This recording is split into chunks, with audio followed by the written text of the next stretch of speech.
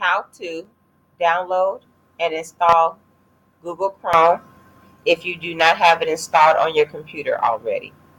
If you do have it installed already, skip to step 2, content settings. We're going to start at step 1, line B, to download and install Google Chrome for free.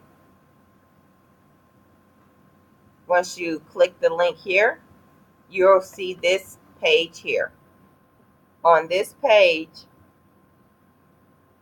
you can either click on computer, Android, or iPhone and iPad.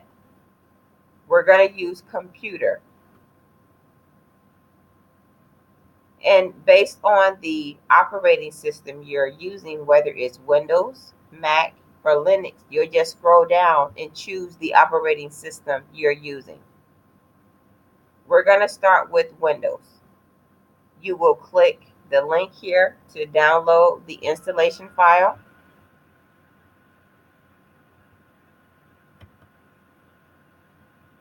And once you click the link, you will see this page here. And all you have to do here is just click the download Chrome. It will save to your computer. You'll come back to the instructions and follow the prompts in the instructions here.